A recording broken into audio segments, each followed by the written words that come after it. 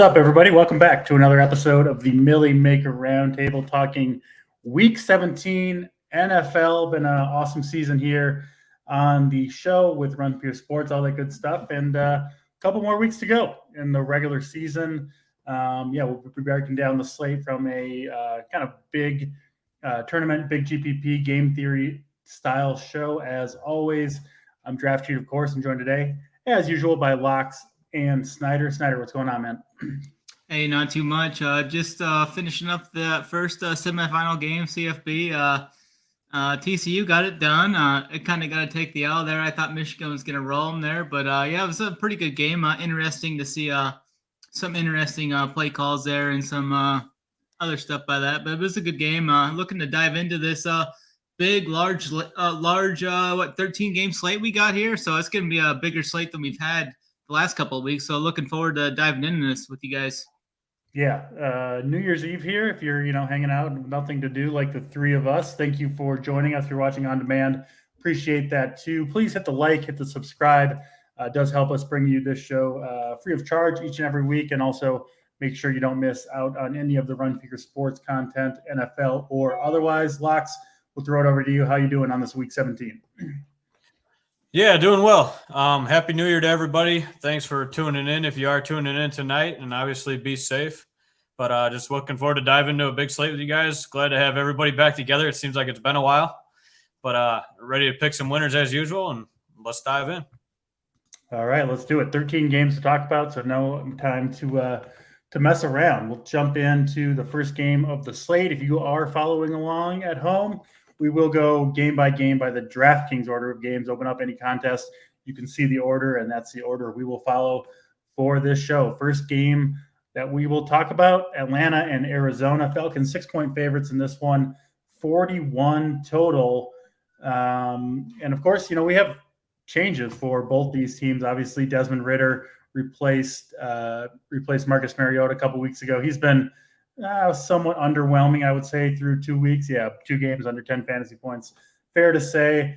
And then, of course, on the Arizona side, down to their third-string quarterback now. It'll be David Blau taking the reins for the Cardinals. Min price on DraftKings, LOX 4K for David Blau. We've dipped our toes in the 4K quarterback streets before. Hasn't necessarily worked out super well. Are you willing to go there here? And then, talk about the other pieces in this game, because I think the running backs on both sides are interesting. James Conner and then Tyler Algier taking over kind of a lead role for Atlanta, it looks like. And then DeAndre Hopkins also out. So you do have perhaps some value with the Arizona wide receivers if you think they're going to be able to move the ball. So I think a pretty interesting game to kick us off. Give me your thoughts here, LOX. Yeah, definitely some interest here, which on these first games, it seems like we've not liked them lately. But there seems to be a lot of pieces that I do like here. I'm not gonna try out the 4K Blau.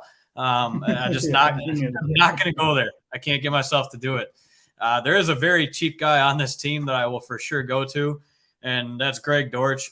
He's gonna be chalky now, but it is what it is. So Hopkins is out. He's 3K. Stone Min. We saw him get 11 targets last week. Yeah, caught 10 out of 11 targets. Almost had a 100-yard bonus. So he's just going to get peppered, I think. James Conner, a great play here.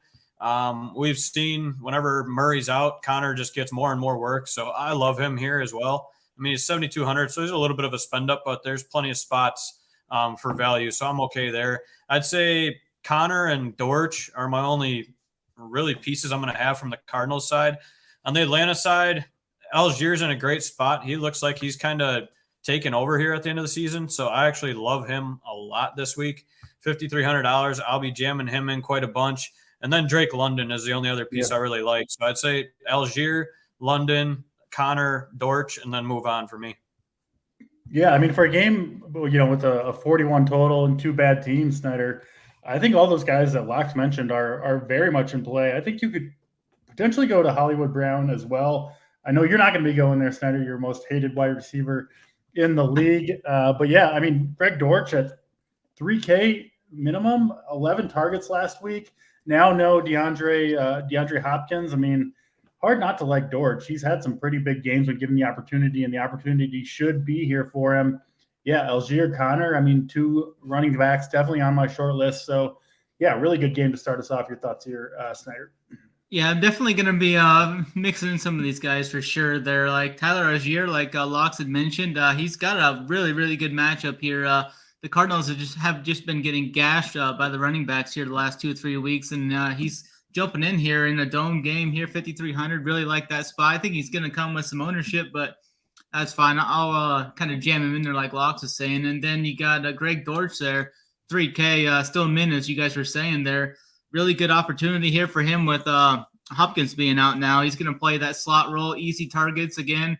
I think he's got 19 catches over his last 2 games. He did miss some games between those 2 games, but definitely think this is another great spot for Dortch here. I played him early in the season when he was filling in too. He hit value pretty much every game, so I'll be jamming Dortch in. I know he's going to be popular, but that's fine. I don't think I'm going to go to Hollywood Brown here. I was kind of on him some in that last week against Tampa Bay, but I guess he got into a fight or something with his coaching staff or something, kind of had some disciplinary stuff happen to him there. So I think it's just going to be pretty simple here for me with a Dortch and mainly just Algier here. I get the Connor call if you want to throw him in there, but I don't think I'm going to get there. I'd rather pay for some of these other more expensive running backs later on. But I think the 2 plays are definitely elite values here. Yeah, Connor, I think, has been 90+% of snaps for 3 or 4 straight weeks now, just taking over all the work for Arizona. So I'll be in on that. And I don't know, David Blau seems like a guy that's going to be, kind of the king checkdown type, right? Kind of a Colt McCoy, who obviously Connor worked well there. And I don't know, I think a lot of the short stuff, like Greg Dortch in that last game, he was like the feature piece in the offense. I'm not saying that's going to happen again for sure, but certainly could with Hopkins out. So really do like this first game. I'll certainly have a bunch of pieces of it myself. Let's go to the next one. Another good one right off the bat, Chicago and the Detroit Lions. I believe this is the highest total on the slate, sitting at 52.5. Lions 6-point favorites. We do have, here in week 17, kind of motivations to talk about, right? For a number of teams. I believe Detroit can still sneak into the playoffs if they do win out. Chicago, obviously, long since eliminated, but they are going to continue to run Justin Fields out there. This is just a tremendous matchup, Snyder, for this Detroit offense all the way around. I think you can look at the running backs here. They're a little risky because you never know who's going to get the work, Swift or Williams, but I think both guys in play. And Jared Goff, I think, will be the highest owned quarterback on the slate, 5,600 on DraftKings, going up against maybe the worst pass defense in the league. Obviously, his options, Amon-Ra St. Brown leading the way. We know what Detroit does at home. And then DJ Chark, I think, is still too cheap, 4,300 on DraftKings. He is, I think, 6K on FanDuel, but, only 25 receptions on the year, but a big play type receiver. He's super talented, obviously. So I do like Chark a lot. Obviously, St. Brown.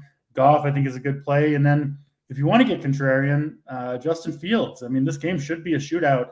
We know what his upside is. So I think he'll be pretty low owned given the salary. But, man, you can't overlook a guy with that kind of upside. So, Snyder, your thoughts here, Chicago and Detroit. Yeah, we're going to have a couple of pretty chalky options here, but rightfully so. Detroit's got the highest implied team total on the slate here right at 29 points. So I definitely am going to be looking to target some of these guys. I generally look away from Goff when he's outside the dome, but when he gets back inside that dome, I'm going to be firing him up like I have been all season. So I like the Goff to St. Brown. They're both going to be pretty popular. St. Brown might even be 30% owned or more, I think, this slate, but I mean, rightfully so. I'll just jam him in there. He's back under 8K. 7,800 is still kind of a higher price tag, but I really like this spot for him, so I'm going to kind of jam him in there. And another guy I've been playing from this Lions team has been DJ Chark. I've been on him quite often here over the last month or so, and he's paid off. He hit 21 points a couple of games back, had like 17 or 18 last week, so 4,300 is still a very good price tag for him. So I'm going to be back on some DJ Chark. I'll be running some doubles here. And then from the other side, I think you can play like Justin Fields and then put like a Justin Fields naked or Justin Fields with like Komet or something in there, or one of those receivers. But I think I might run some teams getting off Goff and just run a Fields naked with 2 run backs from the Lions or something to try and get a little bit different. Fields has some incentives built in. I think he's really close to breaking the rushing record. So I think that's something he mentioned. He's got interest in doing that at least. So that puts him in play for me, especially in the dome here too. So I'm going to be on him some. Looking at some of these other guys, if you wanted to play like a Josh Reynolds for value, I guess you could. I mean, he had a good game a couple games back, but I just don't know if I'm going to get to any of these guys. And the thing with Jameson Williams, I've been watching the snap counts, and it just continues to be like right around 10 to 15 snaps. I'm kind of surprised that they haven't really let him kind of uncork here a little bit. But it'd be interesting to watch him. Hopefully they give him some more snaps. I mean, he's an elite talent. I just was kind of hoping they were going to kind of ramp him up more towards the season ended here, but doesn't seem to be the case. But looking at these tight ends, I probably won't go anywhere. Maybe that Cole Kmet, but yeah, he's gotten the targets. So Cole Kmet, 6'5", 7'6" targets last 4 games. So I think the targets are definitely there if you wanted to pair him up with Fields, though. Yeah, Kmet's interesting, Locks. But the problem with Kmet is he's just not, he's kind of in that tight end dumpster. Like there's just a few tight ends, right? Kelsey, Goddard, maybe Kittle, and then the rest of them, you're kind of just praying for something. And I kind of think he's not far above those guys, but he's priced a little bit like he is, right? 4,500, you're paying a lot more for him than some of those, 2,900, 3,100 type guys. So I do think Kmet's the best pairing with Justin Fields, but I'm still not sure I want to pay that price tag for him. I think just Fields naked, right? I mean, what you're really hoping for is the 70-yard rushing touchdown, which he's proven multiple times he can do. So that is one reason I kind of like Fields, is you don't have to pair him with anybody. So it really leaves a lot of roster flexibility. Your thoughts here, Locks, on Chicago and Detroit, maybe the best fantasy game on the entire slate. Yeah, I definitely agree with that call with Kmet. I mean, 4,400 for Evan Ingram, who's below him. I'd rather play him. It's just I don't see really a ceiling. I think we've seen one game over 13 fantasy points from Kmet. I mean, that just doesn't excite me enough for $4,500 price tag. So really, I'll be under the field on that if people are going to go that way. I'm totally fine with playing Fields by himself. If Claypool plays, I do have slight interest there at $4,500. Nobody else really out of those wide receivers that I really like. And I actually have been poking around with playing Fields and Montgomery together in this game. I feel like that'd be super different. Nobody's going to do it. And they can both easily get there in this game. I just think they're the two best talented guys on this team. Montgomery can run 2 in, but so can Fields. So, I mean, Fields can run for 1, pass for 2. Montgomery can still get 1. So I like that combo, actually, and that's going to be way different if you want to play this game. And then you can run it back with Amon-Ra and Swift or something, or even Amon-Ra and DJ Chark, whatever you want to do.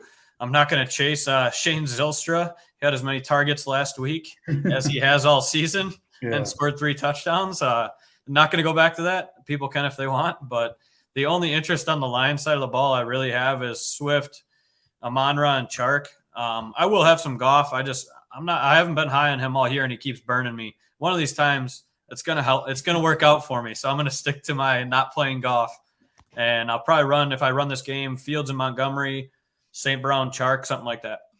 Yeah, makes sense. And yeah, the Montgomery Fields thing, I mean, Montgomery's catching as many passes. It's not that many passes, but as much as any wide receiver, any pass catcher on the Bears, right? He's had 3 or 4 receptions in the last 5 games. So yeah, he could catch a touchdown pass too. And you're right. Nobody is going to play Montgomery and Fields together. So interesting Millie Maker type build there. But yeah, Chicago Detroit should be a good one. I think my favorite play in the entire game, once you consider price and ownership, is DJ Chark. I'm going to have a ton of him. I think in play in all formats, he's a tournament type player because he's got the big touchdown upside, big play upside, but he's a cash game option too, I think, out there almost every snap and only 4,300. So yeah, the Detroit side looks very good. Let's go to Jacksonville and Houston. Jacksonville 3-point favorites going on the road. 43 total in this one. Houston, obviously a mess. They're, playing 2 quarterbacks, Driscoll and Mills. Brandon Cooks came back last week for the first time in a few weeks to get 9 targets, 34 yards, and a touchdown. I think he'll be somewhat popular, 4,800. You still got Chris Moore there, who did have a couple big games for Houston. And then the backfield is a mess. Royce Freeman, kind of surprisingly, got a lot of carries in that last 2 games, 11 and 16 carries for him. But I don't know. I'm probably not going to Royce Freeman or really. I don't. Brandon Cooks, I guess, is fine at 4,800, but I'm pretty low on Houston. Jacksonville, Locks is in an interesting spot. One of the teams that we do need to talk about motivation. Pretty much their entire season comes down to the Week 18 matchup against the Titans. Right? We saw the Titans on Thursday night sit Derrick Henry and a bunch of other starters in preparation for that game. Now Jacksonville can still get the wild card if they win out. Right, or if they win this game and lose next week, there's I think it's like a 6% chance they could get the wild card, something like that. From what I've seen, they said they're going to play their guys, but on a 13-game slate, Locks, I'm a little bit nervous that they pull the plug early if they get behind. I mean, they're probably not going to get behind against Houston, but I don't know. Just there's so many options on this slate that it makes me nervous going to Jacksonville. Your thoughts on Jacksonville's motivation and any plays in this game, Watts? Yeah, it's hard to tell. A lot of people are thinking that they don't have motivation this week, but I don't really think they want to lose. I think the most likely thing is they just play normally, but yeah, and that's what I'm thinking. I mean, Lawrence isn't going to sit. I don't think they're going to sit him. He practiced in limited fashion yesterday or Thursday. I don't know about yesterday or today, but I don't think they're going to sit him. I think they're going to play to win regardless. So I'm just going to play it like that. I don't really have much interest in Lawrence this week. I'm just finding other QBs I like a little bit more than him. I'll sprinkle him in a little bit, but ETN's my preferred option here at $6,400. He's in a smash spot against Houston. Their run D's not very good. The only other piece I really like here is Evan Ingram at 4,400, who I just talked about. I'll play him all day over a 4,500 Cole Kmet. We've just seen him get peppered lately. And we've seen his breakout game, 42, 14, and 21 fantasy points. I'll take that at 4,400 all day long at the tight end position. So a lot of interest in Ingram. I'd say ETN and Ingram in that order for me on Jacksonville's side. On the Houston side of the ball, pretty much nobody. I might have a little bit of Brandon Cooks in there. We saw him get a little bit peppered last week with 9 targets. He only caught 4 of them, but he did catch a touchdown. So interest there. Not really interested in the tight ends because we can never choose which one's going to get all the work. So it's too much for me to mess with. I'd say those 3 pieces, probably Brandon Cooks, ETN, Evan Ingram for me, and I'll move on to a different game. Yeah, Ingram, Snyder, last 4 games, 7, 15, 10, and 8 targets at 4,400, playing the worst position. I mean, you got to have interest in him at this point. Obviously he was a highly touted guy, right? When he went to the Giants, very athletic tight end. I mean, he's basically a wide receiver and has played very well. So he's interesting. Talk about Ingram and then anything else you see here, Snyder. Yeah, it will be interesting with this game. I think the only way we could see like the Jacksonville kind of rest some starters is if they get like a 14, 21 point lead or something in the second half. They may take some of these guys out down the stretch of the game, but I think they're definitely going to play at least that first half at full strength. I will have some, and it's going to be pretty popular, it looks like, too. A lot of these guys are going to be like right around 20%, like ETN, Zay Jones, Evan Ingram are going to be right around that 20% mark, it looks like. So I'll probably have some Evan Ingram in there. I do like ETN Jr. here. I think this is a really good spot for him against this Houston team. And then I'll probably mix in some. I've been on Zay Jones more so when he's in that 4K range. I think I might jump off of him here and kind of pivot to Christian Kirk more so in tournaments because I think Kirk's going to be about half the ownership of Zay Jones. Only cost 6K. So I like Kirk's upside here in this matchup. So I think that might be the move I make there, kind of jumping off Zay Jones now that he's up out of that 4K range. So, but I don't think I'm going to have too much interest here. I'll probably be like right around the field, if anything, with a lot of these guys. I don't really 43-point total here. I think this is going to be kind of a slower game, kind of a slog. I'd rather target some of these other spots on this slate. Yeah, I'm a little worried. I mean, they're going to be ownership on Jacksonville, right? And they could potentially get out to a big lead here and just run the ball. But I don't even know who ETN's backup is off the top of my head. Michael Hasty. Yeah. I mean, that would be their preferred thing to do, right? Is be able to rest their guys in the second half. So on a 13-game slate, I'll probably be mostly looking elsewhere. Evan Ingram, 4,400, too cheap, I think, to completely ignore. Honestly, same thing with Zay Jones, just massive upside. The way he's playing at 5K, I know he's his price is up a little bit, but it's certainly justified. The dude is balling out. So I will have some Jacksonville, but I think I'll be under the field for the most part. Let's go to Denver and the Kansas City Chiefs. Chiefs 12.5-point favorites, biggest favorites this week, a 45 total. The Broncos are obviously a complete dumpster fire. Gave up 51 points to the Los Angeles Rams. Somehow this is a ridiculous game. What was it? Did Higbee and Akers combined, I think, for 5 touchdowns, I believe. 5 or 6. It was crazy game. Yeah, I mean, if the Rams can do that to Denver, Kansas City is at least capable of it. I think Snyder will maybe kind of avoid this game, thinking it's going to be a blowout, seeing the big total. But, I mean, Kansas City's team total is sitting at what? 30-ish? Close to 30. Right around there. I mean, I think the highest on the board, or maybe just behind Detroit. So yeah, I mean, you guys know what Kansas City's going to do, right? Mahomes to Kelsey, obviously a fantastic option. I think you can consider Juju at 5,600, and then the running backs for KC. I think both McKinnon and Isaiah Pacheco are in play. I've been on the McKinnon train these last few weeks. He's been really good. Pacheco is like the worst I've ever seen around the goal line getting carries. He just cannot punch it in, but I feel like he could, bust out for a big game one of these times. He's got the juice for it. He's getting the carries, 14, 15, 13, 14, 22 carries. And, if the Chiefs do what is expected of them in this game, you could see, 20, 25 carries for Pacheco. I think it's at least possible. So I do like both running backs. And, yeah, Mahomes, Kelsey, all those guys are in play. Denver, really only one guy I'm looking at. Cortland Sutton, I think, is an interesting play here, especially if Judy sits. Judy, Kendall Hinton, both questionable, and then Greg Dulcich has been ruled out for the remainder of the season. So kind of could be a last man standing type situation for Cortland Sutton. But I don't want to get too involved with Denver. Snyder, will stick with you. Your thoughts here.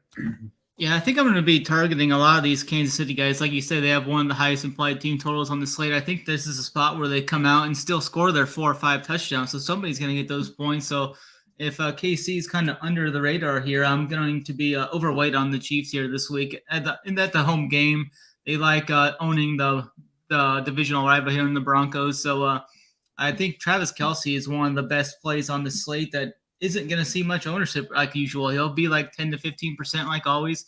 I think he's got the opportunity to put up like a 30 spot here and completely lap the field here on the tight end position this week. So I think that's a huge advantage. And we've got enough value here where we can spend up a couple times on this slate. So definitely going to be overweight on Travis Kelce this week. I think he puts up 25 to 30.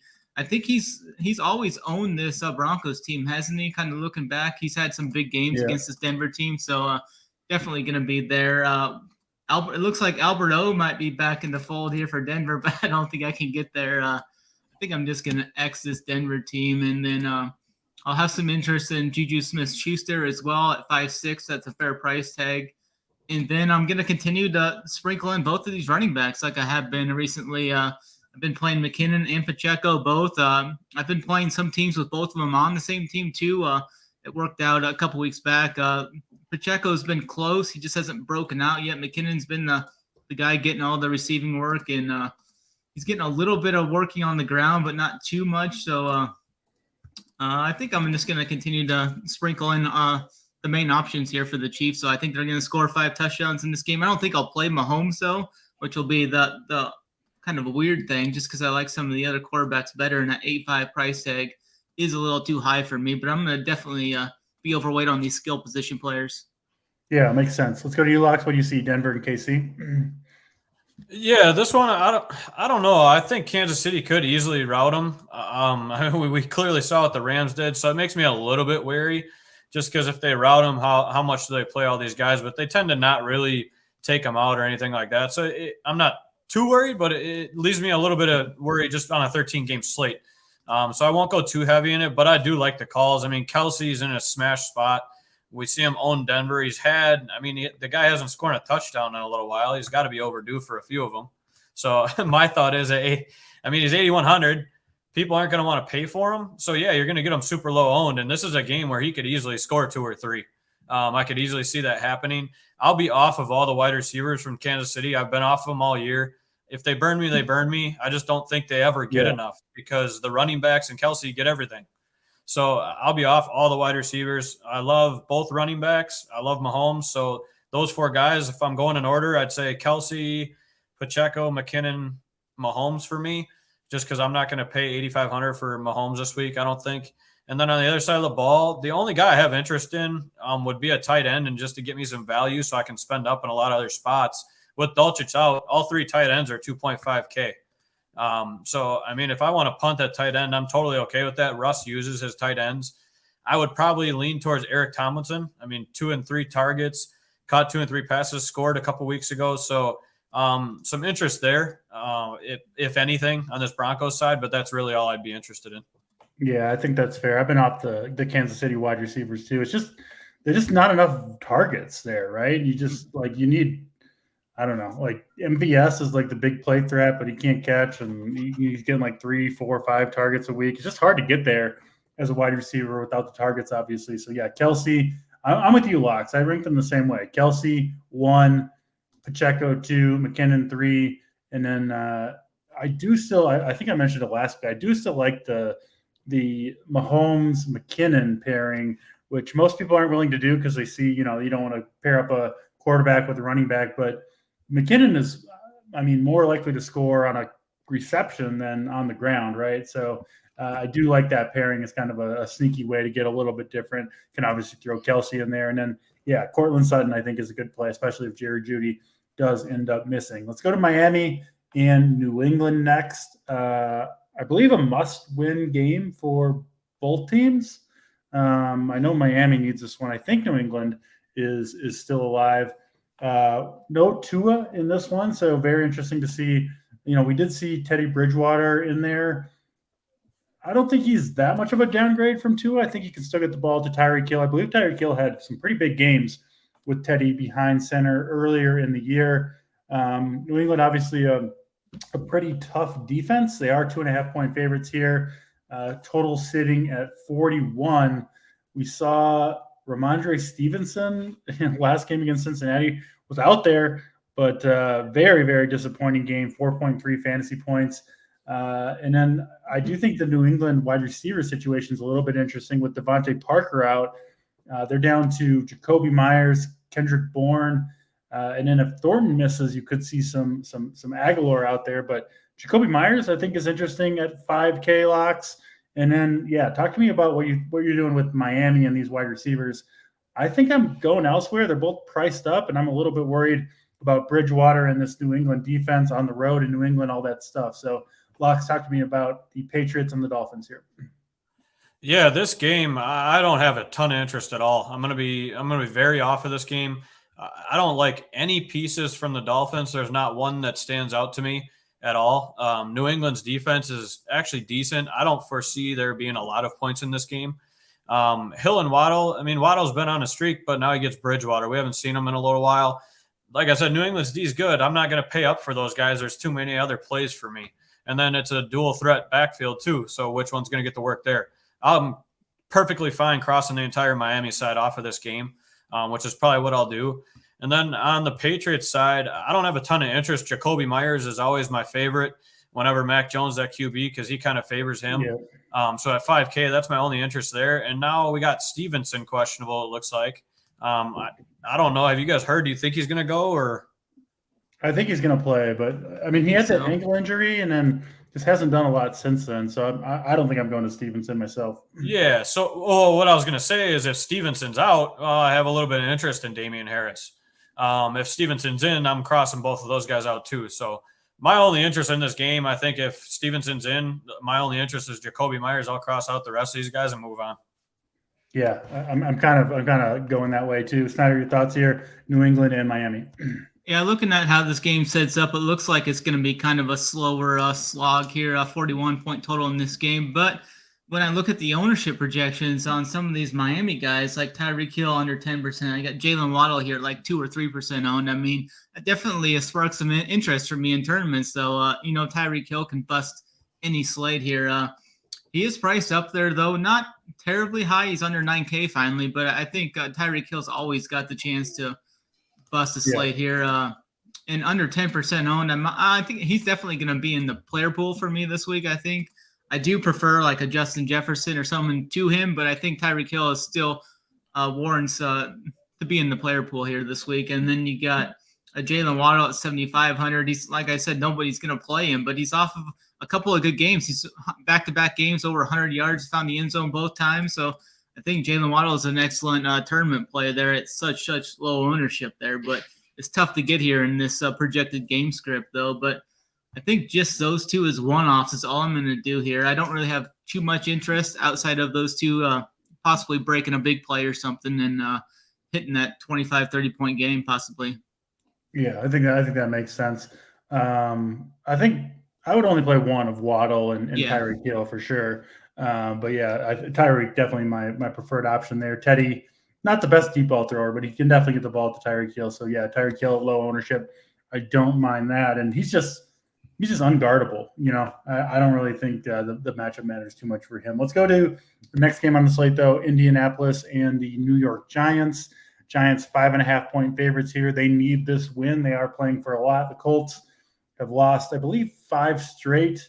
Have not looked good. That ugly 20-3 loss to the Chargers on Monday night. They kind of seem like they've quit a little bit, and the Giants, of course, coming in with maximum motivation.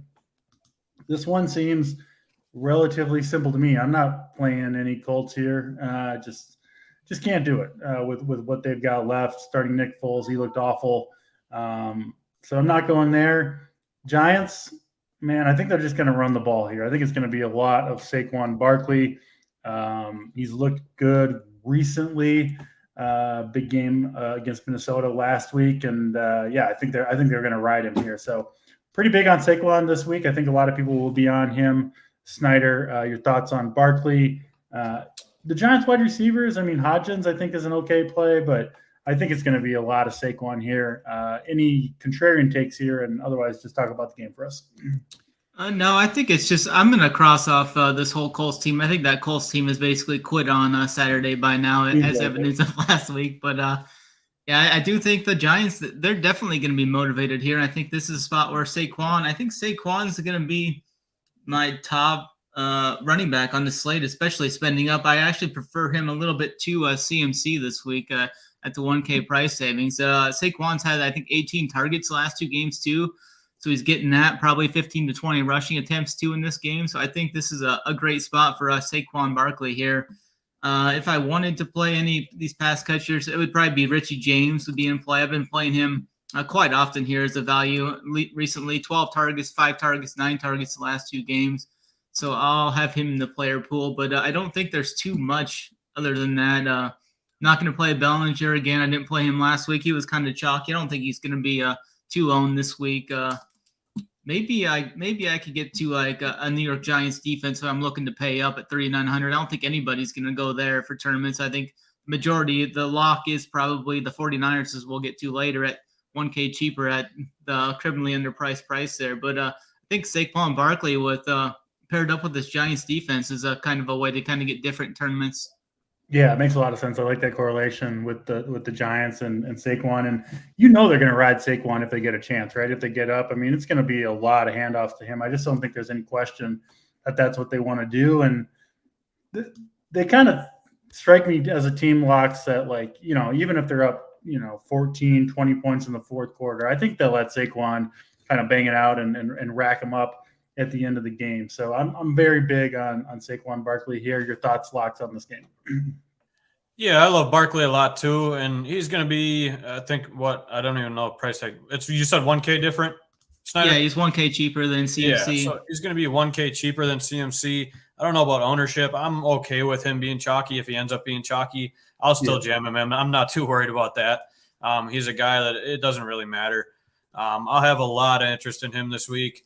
Isaiah Hodgins is another guy. I've been playing him for a few weeks now. Last week, again, just crushed, had 11 targets, caught 8 of them for 89 yards and a touchdown. I think he just continues to get a lot of targets, and he continues to stay cheap. He's $4,500. I prefer him over Slayton and James. So really Barkley, Hodgins for me, maybe a little bit of Daniel Jones interest here. I mean, he's been playing well. He's been playing solid for us. He runs the ball. He can easily pass for 2 or 3, run for 1. I mean, he can get you there. And at 5,700, I'll sprinkle a little bit of him in to get me some builds where I can spend up elsewhere if I don't want to pay up at the quarterback position. So if I'm talking the Giants side, Barkley, Hodgins, Jones for me. Yep. On the other side of the ball, I'd say really Jelani Woods at $2,800 is one of my interests at tight end. I just like to save at tight end. And with him, the Broncos guys, I mean, I can save there and spend money elsewhere, which I like to do. So a little bit of interest in Jelani Woods, maybe Michael Pittman. But other than that, this Colts team is dust. They're done. I mean, I think they just called it a year pretty much. Yeah, I mean, when you have the largest NFL comeback in history on national TV against you, it's hard to come back from that. And I think the Colts are ready to go on vacation for the year. So yeah, I think the Giants roll in this one, and yeah, I'm hoping it's a lot of Saquon Barkley myself. I will mix in a little bit of Hodgins, maybe a little bit of Daniel Jones as well. Let's go to another game with significant news. Eagles and Saints, 41.5 total in this one. Eagles 5.5-point favorites, but the big news, of course, Jalen Hurts looks like he is going to miss his second straight game with the shoulder sprain. He is listed as doubtful.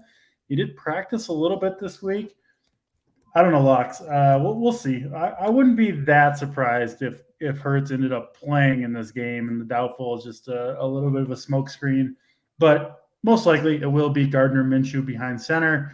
I mean, he got the job done for the most part against Dallas. Did throw a couple picks, but 355 yards through the air, 40 attempts, 2 touchdowns. I mean, you can make the argument that Minshew is better for these wide receivers, I think, than Hurts, because Hurts can do so much damage with his legs, especially around the goal line. And Minshew, not that same type of athlete, obviously. We saw A.J. Brown have a solid game, 103 yards on 6 catches. And then Devonta Smith, 8 catches, 113 yards, and 2 touchdowns, his best game of the year, I believe. So I think these Philadelphia wide receivers remain firmly in play with Minshew behind center. Obviously, you've got Miles Sanders if you want to go in that direction. I don't think I'm going to do it at 5,900. And then the Saints side, pretty dusty over there. Alvin Kamara is questionable. Chris Olave is questionable. I guess Kamara's off the injury report, so he's going to play. But, man, it's been a struggle for him this year for the most part. I don't know. I'm kind of looking at those Eagles wide receivers as one-offs, maybe a Minshew, but I'm not going crazy with this game. What do you see here, Locks? Yeah, I was just looking at. You said Kamara's off of the injury report. Yeah, he's not on it, so he's good to go. It's like, damn, I was looking forward to jamming my guy Taysom. I was honestly thinking about going there at QB if Kamara was out. Yeah, that puts all thoughts of that to rest. On the Saints side of the ball, it's pretty easy over there. I like Olave. I don't know. I haven't played Kamara all year, so I'm not going to play him. Really, Olave and Rashid Shaheed. Damn, I don't know how to pronounce his first name. Is it Rashid? I think you got it. Close enough. I think so. Rashid Shaheed. There we go. There you go, Richie Smalls. Let me know. But those are my only 2 points of interest on the Saints side of the ball. I was going to love actually Taysom Hill if Kamara was out.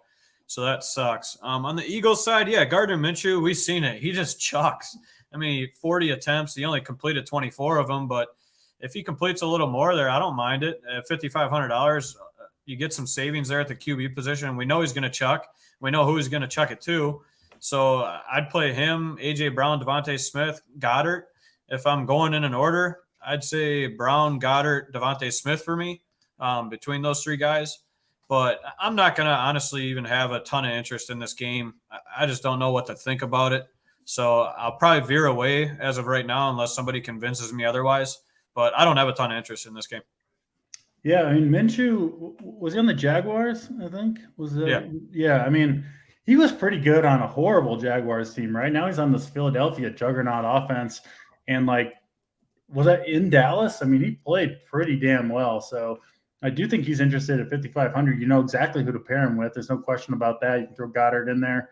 So, yeah, tough matchup, I guess, in theory against New Orleans, but yeah, I don't know. I think Minshew and A.J. Brown, Devonta Smith, Dallas Goedert are all interesting. Your thoughts on this one, Snyder? Yeah, I think Minshew's fine here. I really liked playing him with Devonta Smith, but Devonta Smith is no longer in that low to mid 6K range. They boosted him all the way up to 7.1, which is kind of hurtful, which, I mean, he's still in play definitely for tournaments. Philly's got a 24-point in-play team total here, so I think they're going to score some points. So, but I think that my preferred option in this game is going back to my guy Miles Sanders here at 5.9K price tag. I think he'll probably be he'll see some ownership, probably around 15%, I think. But I think he's in a spot. He's kind of had a couple bad games, but he was in that good stretch there for a while. I think they kind of lean on him more here at home. Philly's got to win, I think, one more game. Yeah, they need to win one more game to clinch the 1 seed. So if they can win here, clinch the 1 seed, they'll probably sit Jalen Hurts out for a couple more weeks, make sure he's 100% healthy. So I like the Miles Sanders side here. The Philly defense is too high to pair him up with them too, because I'd rather just go with that Giants side in a much favorable spot. So I think A.J. Brown's fine for tournaments if you want. I mean, that price tag's up there. I'd rather play like Tyreek Hill, though, or Justin Jefferson over him at that price tag. So probably off of pretty much everybody here. I mean, you could go Rashad Shaheed, or however the heck you pronounce his name if you want. Not too much here from me, though. I think I'm just going to jam Miles Sanders here, mostly in this game. And if I wanted to play Devonta, I would definitely pair him with Minshew, though. I think Minshew's a solid play here at that lower price tag, at pretty much lower ownership compared to like a Goff or someone. Yeah, I don't even mind it's. I mean, Brown and Devonta Smith are expensive, but I don't hate the Minshew double stack. I think it's possible to get there if you want to get a little bit different. Let's move on to Carolina and the Tampa Bay Bucks. Are they playing for the division here? I know the Bucks can clinch if they win, I believe, the NFC South, and then I think Carolina's still in play. Bucks are 3.5-point favorites at home here, 40 total. Man, this game, Snyder, is not one that I want to play a lot of. Two pretty good defenses, two offenses that are extremely dusty. Like Leonard Fournette at 5,600, yeah, he's obviously fine. Godwin, I guess, is okay, but I don't know. Backfield share for both these teams, and two passing offenses that really aren't getting a lot done, even with the great Thomas Brady at the helm. I'm going to pass for the most part on this one. Snyder, do you have any plays for us here between Carolina and Tampa Bay? I think I'm mainly going to be passing here too. Maybe I throw in my guy Chuba Hubbard. I've been playing him a little bit. He's still under 5K. If you need a cheap running back. No, yeah, I know. Yeah, he didn't get any last week. I think he had 3 the week before, but generally not as much as you want to see there. Rashad White or Fournette, I mean, they're both priced relatively the same. I lean White. I think he's the more explosive guy there. It sounds like Fournette maybe have been playing with a foot injury there for a while. He deleted that tweet where he talked about he was playing with a Liz Frank or something. He tweeted that out and then deleted it pretty quickly after that. But I don't really like anyone in this game. He looked good last week. Yeah, he did. For sure. Nothing really for the receiving targets here. I mean, Godwin if you want to, but I don't really want to pay that price tag for Godwin. I'd rather play like Devonta Smith or something over him. So really nothing here. Maybe you can go to K. Dotton if you want. I mean, that price tag is still low, 3.2. I think that's the preferred option that Brady looks to. Targeted him 7 times last week, but only caught 2 of them. So I think that's interesting, if anything. Yeah, Godwin's been really consistent blocks, but the upside just hasn't really been there at 6,800. He'd be more of a cash game type play, but I think there are better options in cash games even than him at 6,800. So I'm probably not going there. What do you see here, Locks? Anything between Tampa Bay and Carolina? Yeah, I feel like I haven't been too honest tonight. I feel like I haven't said it too many Oh, times. man, yeah. Well, I'm going to be honest here.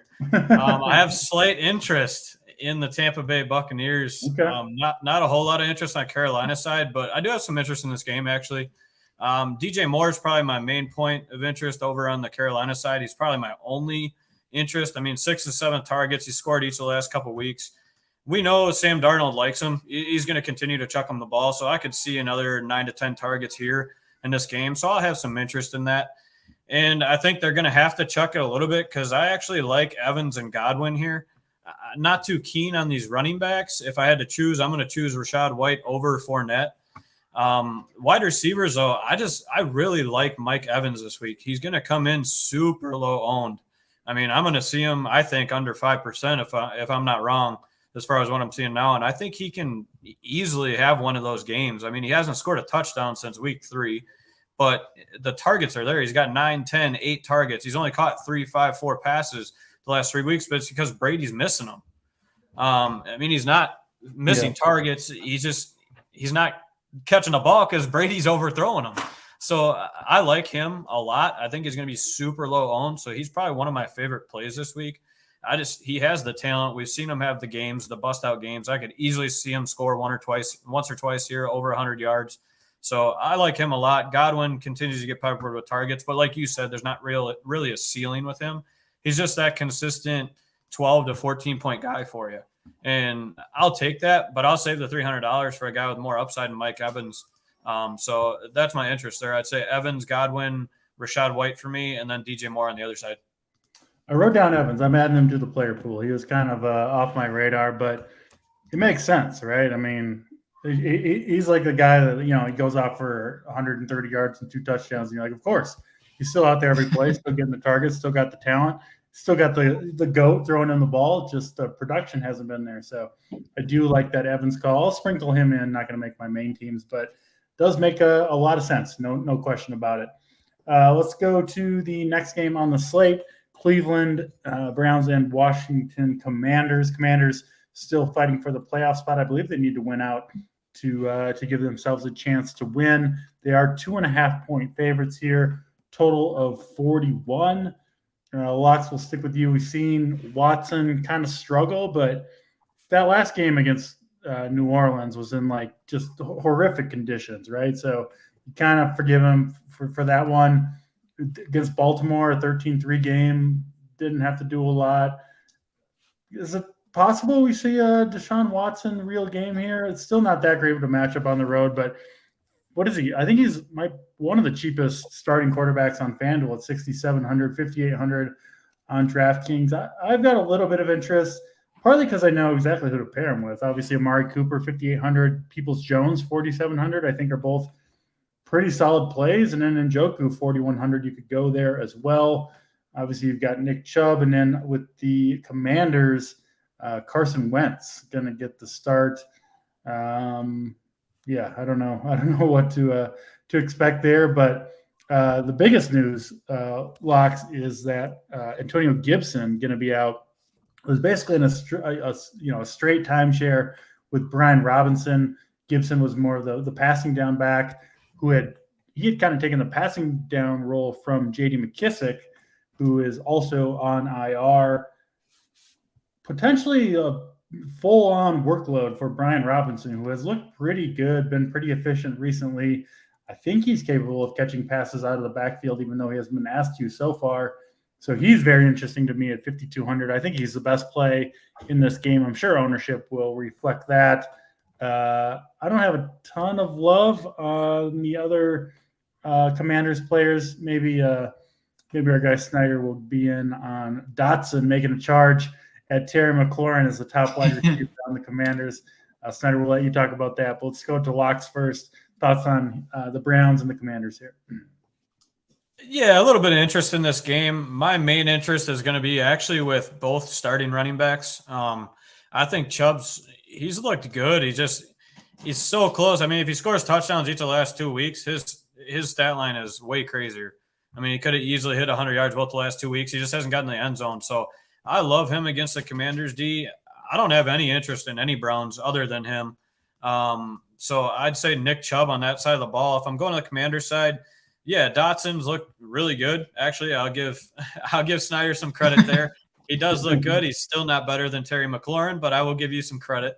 Touchdowns each of the last 3 weeks. Got to have interest there at $4,600 with what he's done recently. And then McLaurin's just a stud. So I'd say for wideouts on that side of the ball, I'd go McLaurin, then Dotson. If you're looking for value, then go to Dotson. But my main interest here is Brian Robinson, Nick Chubb. Brian Robinson's in a smash spot. Antonio Gibson's out. I think he's going to catch a few balls out of the backfield along with getting all of the carries. So I have a ton of interest in Brian Robinson this week as well. And then I'll be sprinkling in Chubb at 7,300. I'd say Robinson, Chubb, and then McLaurin Dotson for me in that order. Yeah, I'm kind of with you on that. I think Robinson, one of the best plays on the slate, especially running backs pretty strong this week, I think, but 5,200 for Robinson really stands out. Snyder, what are your thoughts here, Browns and Commanders? Yeah, I think Brian Robinson is the best play on the slate when you're talking point per dollar guy this week. He's getting like the nut matchup here against the Browns on the road. The Browns have allowed 20-plus points to the position in all but 2 or 3 games this year. They ranked 30th DVOA versus run this year, so I really love Brian Robinson here this week. I was high on him coming into the year. I was drafting him a lot in the best balls and stuff. Shout out to DC. I think you have one team. Do you still have that team in there? Not the Robinson team. I got a DraftKings team. I needed a big team. Yeah. Okay. Yeah. Right on. Yeah. Good luck there.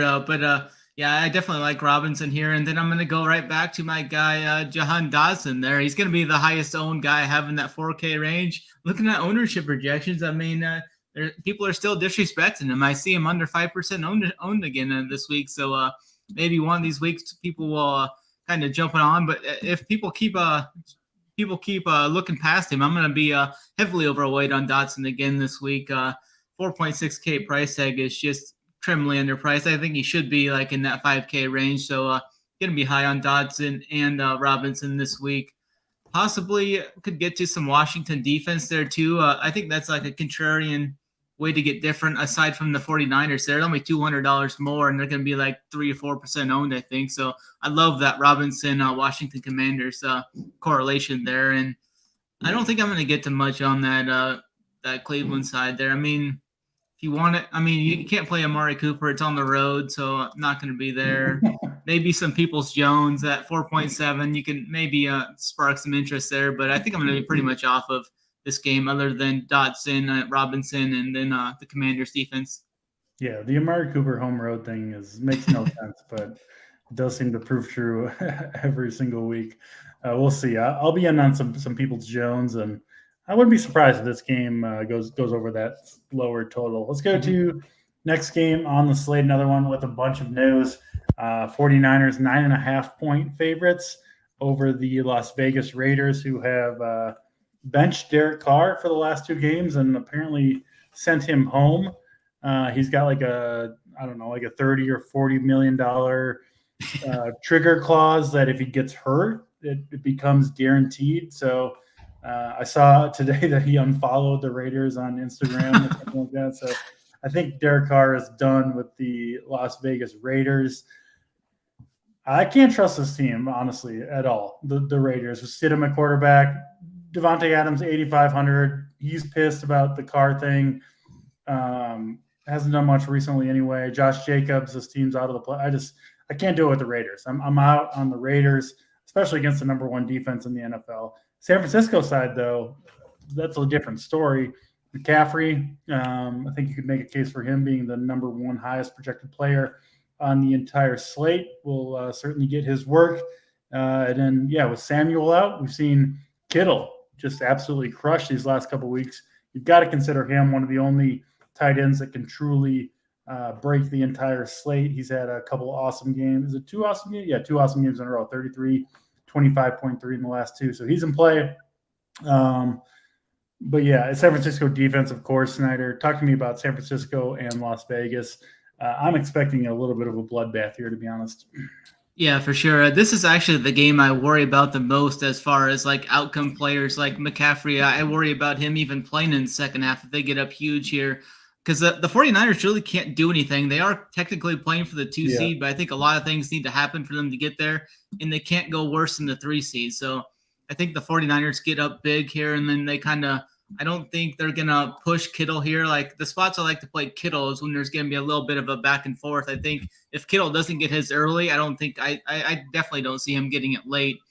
And then I think this is a spot where maybe they run CMC early and then let like Davis Price or someone in there towards the end in the second half. So I'm kind of worried about McCaffrey. I know he's going to be one of the most popular plays. I think I'm going to be off him this week, though. I think I'm just going to make that decision. And I'd rather play like Saquon Barkley. I'd rather play Brian Robinson, like we mentioned. I'd rather play Miles Sanders or some of these other guys. So I think that's going to be the stand I am. I'm going to be like over or probably with the field on the 49ers defense. I realize they are underpriced here. Great matchup for them, but they haven't really been racking up the sacks that much this year. You look at what they've been doing. They've been scoring some points, but just 2 sacks, 3 sacks, 0 sacks, 3 sacks, 1 sack in the last 5 games. So that's really not going to get it done if they can't get some interceptions or get in the box even. So I think this is an interesting spot. I'm going to probably try and gauge to play the 49ers like maybe 30, 35%, where I think they'll come in just in case, because I do think, I mean,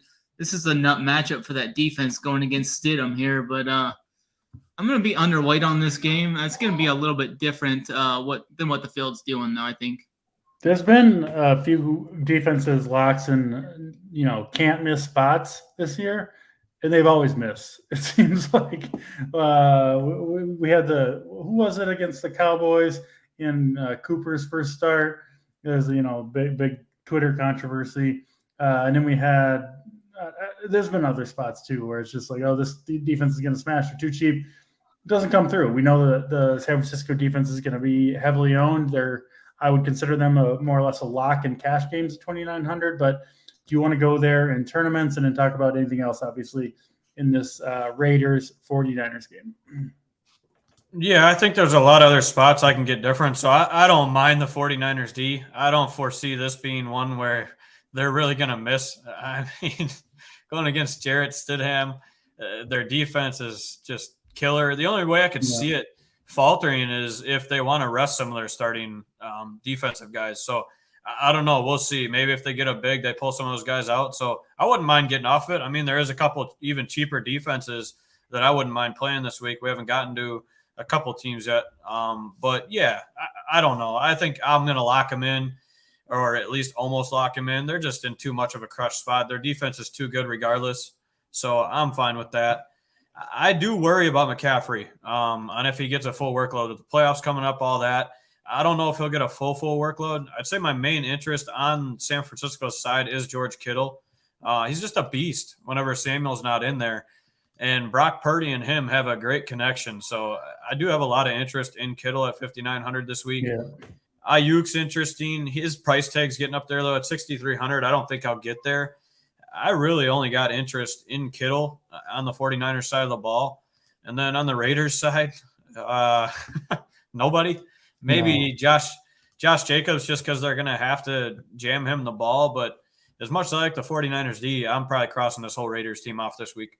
Yeah, I'm not playing any Raiders. If they compete in this game, you can't. I just think benching Derek Carr for contract reasons. It's the only contract reasons that they're doing it for. Well, that's the way to completely lose the locker room, right? Especially after a disappointing season. So, I mean, that's just more fuel, right, for that 49ers defense if you do want to go there. Yeah, I put them in the same bucket as I did the Colts. I'm just going to kind of cross them off. I think even more so, man. I mean, benching your quarterback like that, who hasn't been that bad, obviously, just reeks of a team that perhaps will quit tomorrow. We shall see. Let's go to the next game. 3 more games to talk about. New York Jets, Seattle Seahawks. I think this game is somewhat interesting. 42.5 total here. Jets actually 2-point favorites going on the road. We will see, thankfully, the return of Mike White. No more Zach Wilson. It's fun to make fun of him, but it's really not fun to watch him play football. Just can't get it done. Mike White can, though. He's had some pretty good games with the Jets. Has thrown in his 3 starts for 315, 369, and 268 yards. So can obviously get the ball to his wide receivers. Garrett Wilson will be a popular play this week at 5,500. He's been excellent when Mike White has been under center. I think Corey Davis is a little bit sneaky at 3,700 as well. Jets defense, obviously good, but, Metcalf, looks like Tyler Lockett will be out there. Yeah, we'll see tomorrow, but I do think he will end up playing. And, yeah, Geno Smith obviously coming off a big year. Does look like Ken Walker will play. Don't love this matchup for him, but yeah, 6,200. I think he's got to be in consideration as well. I don't know. Maybe a sneaky shootout here. Snyder, what do you see? Jets and Seahawks. Yeah, there's not too much here for me in this game. I do think I may even try and get one of these Jets running backs to work here. It's a good matchup. The Seattle's been giving up some big games to running backs here over the last 5 to 6 weeks. Zonovan Knight, I think, is listed questionable right now, but 5-1 for him and Michael Carter there at 5-1. Maybe in large field, I try and kind of sprinkle them in a little bit, but I do like going back to Garrett Wilson here, though, as Mike White's back. I think that's a huge bump to the Garrett Wilson here as they clicked pretty good there for a while, like 26, 27 points there in a couple of the Mike White starts. So I really like the Wilson price tag there, too, at 5-5. He's kind of dropped off a little bit from last week. He was at 6K the last 2 weeks, so I really like the price savings. I think he's going to be quite popular, though, which is fine. I can jam some of that in. This I'm kind of getting different elsewhere. The tight ends, Conklin maybe 2.9. I mean, that's a pretty good price tag, I think, for Conklin. I'm gonna sprinkle him in some there for sure. He showed, I think, in those 2 games with Mike White, he had like 7 targets or something there. Yeah. So interested in Conklin there at 2.9. Maybe even try and jam in some of the Jets defense there at 2.8K, kind of to get off of the 49ers there at 2.9. I'm kind of off of Seattle here in this game. I think the Jets need to win. If the Jets win one of these games, and the Dolphins have to win out, I think. But the Jets still have definitely a chance of making the playoffs here. Both teams kind of fighting for their life here. So full motivation from both teams. What do you see here? Locks, Jets, and Seahawks. Yeah, I'm going to be a little bit lower than the field, I believe, in this game. I don't have a ton of interest. Nothing's really popping out to me. I don't like split backfields. I mean, if Zonovan Knight's out, then I'll have a little bit of interest in Michael Carter at $5,100. But I don't really think he's going to sit. Mike White is interesting in this spot, so I'd say my main interest, if I was playing this game, would be on the Jets side of the ball.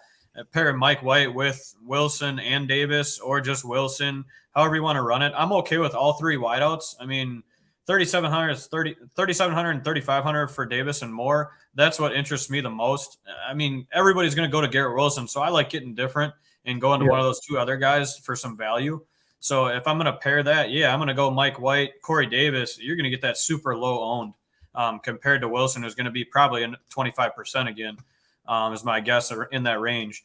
So I don't like the tight ends. A lot of people like Conklin at $2,900. I don't really like the guy, so I won't have any tight ends here. I'd say Mike White with Davis or Elijah Moore is probably my favorite.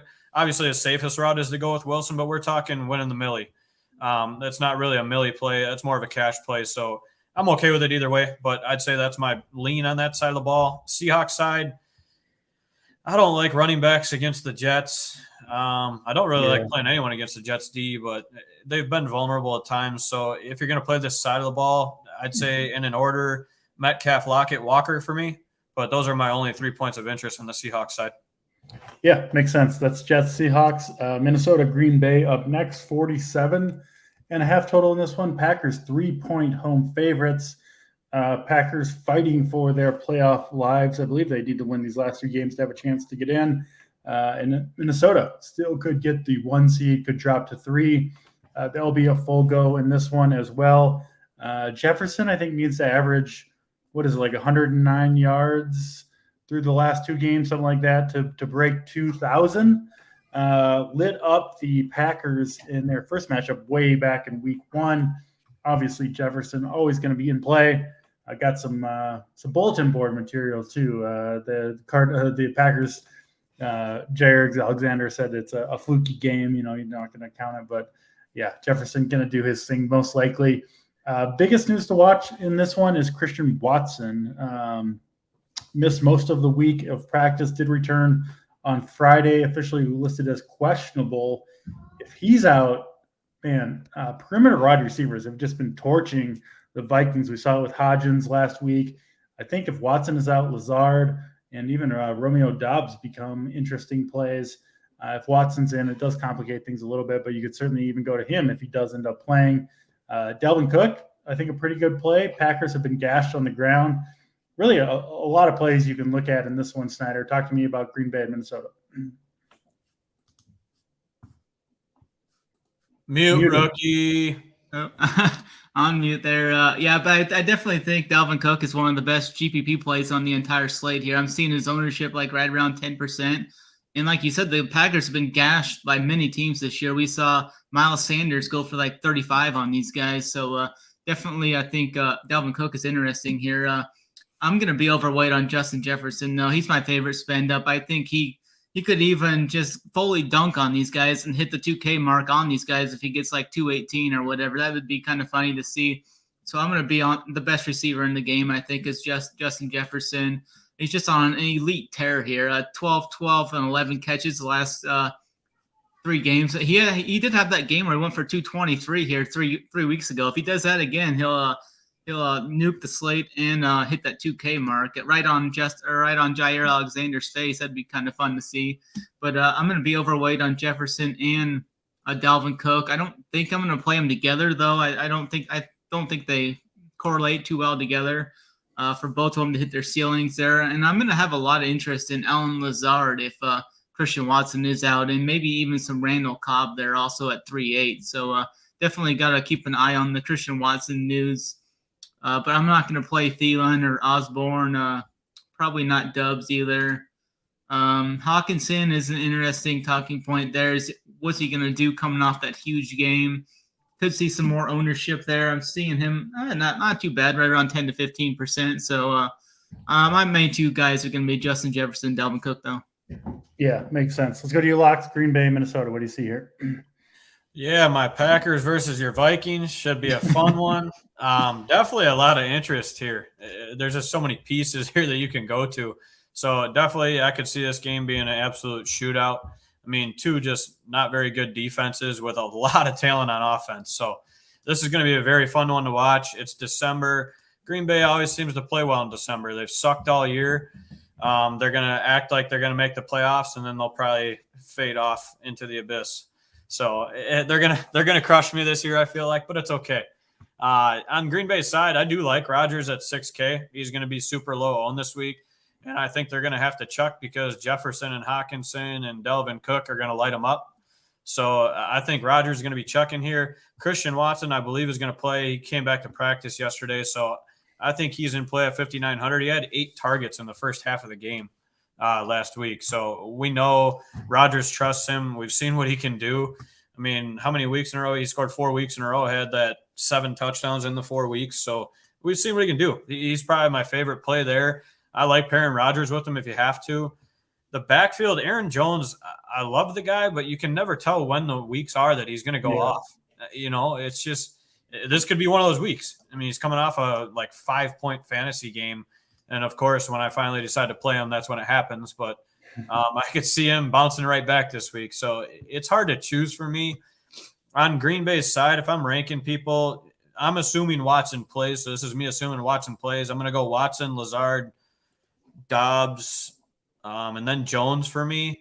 Yeah. A.J. Dillon. Do you have any interest in A.J. Dillon? I was going to ask you, but I forgot. Yeah, I was going to say A.J. Dillon has looked good. It's just I don't know because if Aaron Jones is in there, Aaron Jones is going to be catching the passes. I think the Packers are going to be playing from behind personally. So I think Jones is going to be in there a little bit more. So I lose interest in A.J. Dillon. I don't mind it if you have to get there, but I'm going to choose Jones this week over him. Yeah. I'm going to mainly stay away from the backfield. I think they're going to be chucking. So I'm going to go Watson, Lazard probably if I'm leaning towards things. Now on the Vikings side, it's easy. It's Jefferson, then Hawkinson, then Cook for me. I never have interest in Kirk Cousins, although he does crush it sometimes, but I don't like the guy. I don't know. I just never play him. So I like Jefferson, Hawkinson, Cook. Packers side, Watson, Lazard, Aaron Jones probably. Yeah, a lot of different ways you can go with Minnesota Green Bay. It should be a good one. Should be an entertaining game regardless. And, Justin Jefferson, man, the dude is he seems unstoppable at this point. So, yeah, get him in your lineup so you can afford him at that $9,500 price tag. Let's go to the final game on the slate. The Los Angeles Rams and LA Chargers. Rams actually a little bit of a resurgence for the most part here. Didn't look great against Green Bay, but the rout of Denver, obviously the comeback win over Las Vegas. We've seen Cam Akers take over that backfield. Locks. I think he's interesting at 6,100. Talented dude. who's putting it together right now. The Rams clearly haven't quit and playing with a little bit of pride. Great matchup against the Chargers, certainly. So I like Akers here. Probably not going to the wide receivers on the Rams, although I do think you've got to consider Higbee, assuming he plays. He is questionable after 9 targets for 94 yards and 2 touchdowns, 30-pointer for Higbee at 4,600. Chargers finally getting healthy on offense. Didn't help Herbert in that last game. They just didn't need him to do much. Disappointing game against the Colts on Monday night. Could be some of the same here. We'll see. I'm a little torn on how I think this game is going to go. Chargers are 6.5-point favorites. Keenan Allen, Mike Williams, Josh Palmer, all healthy. Gerald Everett. Of course, you've got Austin Eckler. The Chargers, though, don't have a ton to play for here. I don't know. Having a hard time kind of figuring out how this game is going to go. Let's throw it to you, Lox. How do you see Rams and Chargers? Yeah, this one is interesting. I don't like a lot from this game. I'm probably going to steer away from it. We've seen Justin Herbert. He just looks – this team really looks awful, but he looks horrible these last couple of weeks. He's too inconsistent, and their offense just doesn't look good. The Rams D actually looks good. They were the other defense I was going to talk about as a pivot off of all the chalk from the 49ers. I actually have a ton of interest in a $2,600 Rams defense this week. I think they're going to be super low owned. I know somebody in the chat said that right as I was about to talk about it. But I love that call, and I love that pivot if you're going to change defenses. Herbert, I mean, he hasn't been good. This offense hasn't been good, and I just think that's going to continue. Like you said, they don't have anything to play for really, so who knows? I see this game being under this 41.5-point total that I see. That's just what I see. I like Cam Akers. Absolutely, like you said, this guy, I don't know how you go from being in the lineup to just being completely dust, and then all of a sudden you're back in and smashing. So I don't know. But, yeah, I'll gladly jam him in. 6 touchdowns in the last 4 weeks. I mean, I don't know how you don't play the guy. The Chargers' run defense is not good. So if I'm playing anybody in this game, it's Akers and then Higbee on the Rams side. Those are my only 2 points of interest here. And then on the Chargers side, I'm kind of off of them. The only guy I'd really have interest here is Austin Eckler. He continues to produce regardless. And if you want to get away from like the Barkley, McCaffrey, a little bit of chalk there, I wouldn't mind throwing Eckler in, but no interest in the Chargers side other than that. Yeah, makes sense. Snyder, wrap us up here. Rams and Chargers. Yeah, I'm going to just say probably Eckler is my favorite play from this game. I'm seeing his ownership like 5 to 8%. If I can get his upside at that lower ownership compared to like a McCaffrey or something, I'm going to have some Eckler in my pool this week. Keenan Allen's another guy. His price tag's coming up there, but he's hit 20+ in 3 of the last 4 games, so that's interesting to note there. I think the Cam Akers call is fine there too, but not too much in this game for me. I kind of don't really see too much fireworks in this game. Yeah, you can look at Higbee if he plays at 4.6. He's right in that price range where a few of those other guys are, but not too much here from this game. It's another low 40s total here, but I'm gonna be look to kind of jam in some Eckler, I think, in some spots this week. Makes sense. That's all 13 games. Let's do our plays of the day. We'll throw it to you first, Snyder, your play of the day for Sunday, week 17. Yeah, I'm going to go to someone who I think should be someone that should get more ownership that never does. I'm going to go with your guy, Travis Kelce here this week. I think he's going to be like 10% or something. I think he's got the chance to just absolutely lap the field here. I think he puts up 25 to 30 in this spot and finishes 15 points well ahead of the next tight end on the slate here this week. So I'm going to take Kelce at low ownership this week. All right, Travis Kelce, the Snyder soldier of the day. Lox, let's go to you, your play of the day. Yeah, the Goldilocks play of the day this week. I'm going to a guy in a game that a lot of people probably don't like.